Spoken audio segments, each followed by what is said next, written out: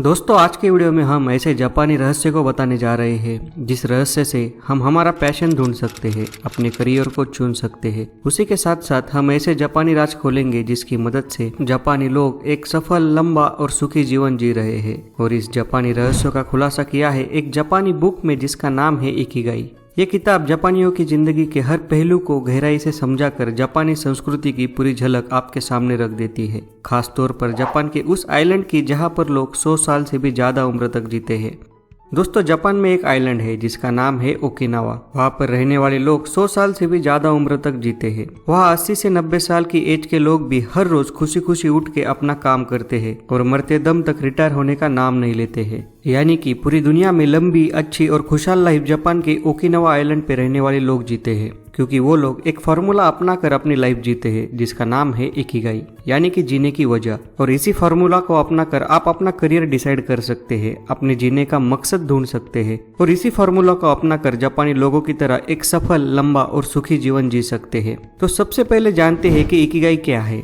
दोस्तों, जापान के लोग यह मानते हैं कि आप किसी न किसी खास मकसद के लिए इस दुनिया में आए हुए हो और वो मकसद ही आपका इकिगाई होता है। अगर आप आपके इकिगाई यानी कि आपके मकसद के अलावा कोई भी काम करते हो तब आपको वो मजा नहीं आएगा। आप हमेशा स्ट्रेस में रहेंगे और आपका दिमाग हर वक्त उस मकसद की तलाश में रहेगा। लेकिन अच्छी बात यह है कि दुनिया में कहीं पर भी रहने वाला व्यक्ति इस जापानीज फार्मूला का इस्तेमाल करके अपने इकिगाई यानी अपने जीवन के मकसद को फाइंड कर सकता है। इकिगाई का और एक मतलब है आपका पैशन। उसी पैशन को जब आप अपना प्रोफेशन बना लेते हैं तो आपकी लाइफ बहुत ही खुशी से कटने लगती है। बहुत से लोग लाइफ में जबरदस्ती की जॉब करते हैं, इसलिए बहुत से लोग अपने जॉब में खुश नहीं रह पाते।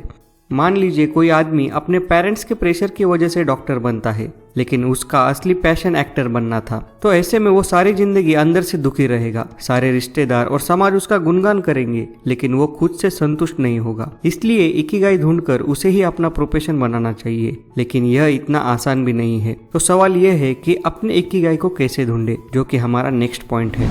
अपनी इकिगाई कैसे ढूंढे? अपनी इकिगाई ढूंढने के लिए आपको खुद से 4 सवाल पूछने हैं। पहला सवाल है, आपको क्या करना ज्यादा पसंद है? What do you love?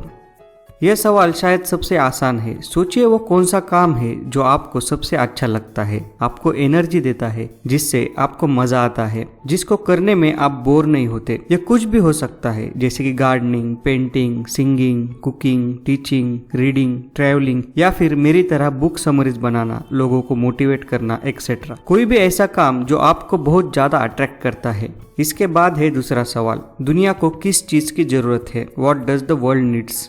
आपकी इकिगाई कोई ऐसी चीज नहीं हो सकती जो सिर्फ आपको पसंद है। वो एक ऐसी चीज होनी चाहिए जिसकी दुनिया को भी जरूरत है। और जैसे जैसे टाइम आगे बढ़ता जाएगा वैसे वैसे लोगों की जरूरत भी बदलती रहेगी। लोग आपको नहीं बता सकते, इसका पता आपको खुद लगाना होगा। फॉर एग्जाम्पल, स्टीव जॉब्स को लगा था कि लोगों को गाना सुनने के लिए एक अनोखा इंस्ट्रूमेंट चाहिए और आईपॉड का जन्म हुआ। इसी तरह आपको देखना होगा कि दुनिया को आज की डेट में किस चीज की जरूरत है। आप यह देखिए कि जो आपको पसंद है, क्या उनमें से लोगों को किसी चीज की जरूरत है? दुनिया को इनमें से क्या चाहिए? इसके बाद है तीसरा सवाल, क्या आपको इस काम के लिए पैसे मिलेंगे? Will you get paid?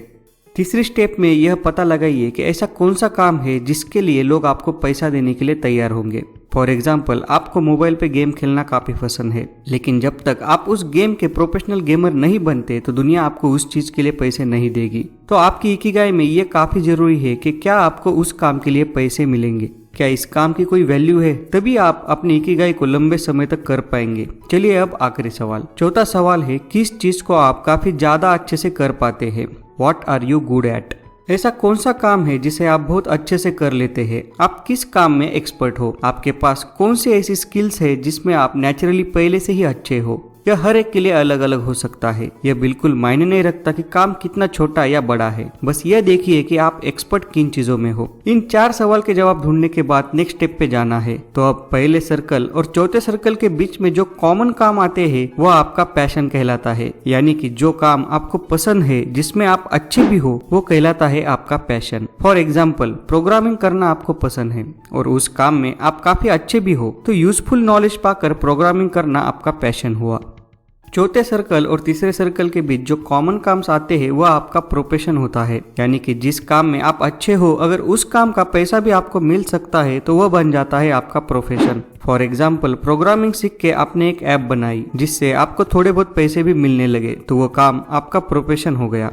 तीसरे सर्कल और दूसरे सर्कल के बीच जो कॉमन काम्स आते हैं वह आपका वोकेशन होता है, यानी कि जिस काम का आपको पैसा मिल सकता है अगर उसी काम की दुनिया को जरूरत भी है तो वह काम आपका वोकेशन है। फॉर एग्जाम्पल, आपने जो ऐप बनाई है वो दुनिया की जरूरत के लिए बेस्ट सुटेबल ऐप है तो वह काम आपका वोकेशन है। दूसरे सर्कल और पहले सर्कल के बीच जो कॉमन काम आते हैं वही आपका मिशन होता है, यानी कि दुनिया को जिस चीज की जरूरत थी आपको वही काम करना पसंद भी था तो वह आपका मिशन बनता है। फॉर एग्जाम्पल, जिस ऐप की दुनिया को जरूरत हो उसी ऐप को बनाना आपको पसंद है तो आपकी पसंद और दुनिया की जरूरत बन गया आपका मिशन। अगर आपकी जिंदगी में कोई ऐसा काम है जो आपको करना पसंद है, उस काम में आप अच्छे भी हो, फिर उस काम के लिए आपको पैसा भी मिल सकता है, आपके हिसाब से दुनिया में उस काम के लोगों को जरूरत भी है, तो ऐसे काम को जापानीज में कहा जाता है इकिगाई। अगर आपको एक हैप्पी और फुलफिल लाइफ जीना है तो आपको अपना इकिगाई ढूंढना ही पड़ेगा। जब आप अपनी लाइफ में अपना इकिगाई ढूंढेंगे तभी आप एक फुलफिल लाइफ जी सकते हो, वरना हमेशा जिंदगी में कुछ ना कुछ अधूरा रह जाएगा। इन सब के लिए आपको पूरी ईमानदारी के साथ इन 4 सवालों के जवाब ढूंढने होंगे। चलिए इसको थोड़ा और आसान करते हुए एक रियल लाइफ एग्जाम्पल से समझते हैं। हम इकिगाई को समझने के लिए MS धोनी का एग्जाम्पल लेते हैं। MS Dhoni the untold story movie आप सभी लोगों ने देखी होगी। बचपन में पहले वो फुटबॉल में गोलकीपर थे, फिर उनको क्रिकेट खेलने का मौका मिला। उन्होंने बैटिंग और विकेट कीपिंग करना शुरू किया। क्रिकेट उनको पसंद था और वह उसमें अच्छे भी थे। उसी में प्रैक्टिस करना शुरू किया। वो उनमें बेहतर बनते गए, इसलिए फर्स्ट और फोर्थ सर्कल के कॉम्बिनेशन से वो उनका पैशन बन गया। ऐसे ही फोर्थ और थर्ड सर्कल के कॉम्बिनेशन के अनुसार वह क्रिकेट में अच्छे थे, इससे उनको उसका पैसा भी मिल सकता था, तो यह उनका प्रोफेशन बन गया। थर्ड और सेकंड सर्कल के कॉम्बिनेशन के मुताबिक इंडियन क्रिकेट टीम को एक अच्छे कप्तान की जरूरत थी, साथ ही एक अच्छे विकेट कीपर की भी जरूरत थी। MS धोनी यह दोनों भी काम बहुत अच्छे तरीके से कर सकते थे, तो इस तरह से क्रिकेट उनका वोकेशन बन गया। दोस्तों, इसी तरह आप दुनिया के जितने भी पॉपुलर लोगों को जानते होंगे, उन्होंने अपने इकिगाई को फाइंड कर लिया है और उसके वजह से ही वो इतना आगे है। अपने इकिगाई को फाइंड करना बहुत जरूरी है। आपका भी एम होना चाहिए ऐसी चीज को फाइंड करना जो कि पैशन, प्रोफेशन, वोकेशन और मिशन इन चारों कंपोनेंट्स को सेटिस्फाई करे, और इन चारों कंपोनेंट्स के बीच में ही आपको आपका इकिगाई मिलेगा। यानी कि दोस्तों, आपको ऐसा काम मिलेगा जिसे आप करना पसंद भी करते हो, जिस काम में आप अच्छे भी हो, जिस काम के आपको पैसे भी मिल सकते हैं और दुनिया को उसी काम की जरूरत भी हो। और जब ये चारों चीजें सेटिस्फाई होगी तब आप एक लंबी, खुशहाल और बिना स्ट्रेस वाली लाइफ जी पाएंगे। तो ये था अपने करियर को, अपने पैशन को फाइंड करने का जापानी सीक्रेट, जो कि दिया है इकिगाई बुक में। इस बुक में सफल, लंबे और सुखी जीवन के लिए और भी बहुत सारे जापानीज सीक्रेट दिए हैं, जिसपे हम अलग वीडियो लाएंगे। अगर आपको ये बुक समरी अच्छी लगे तो वीडियो को लाइक करो, अपने चैनल को सब्सक्राइब करो। Thank you for watching. Stay healthy, stay happy, stay motivated.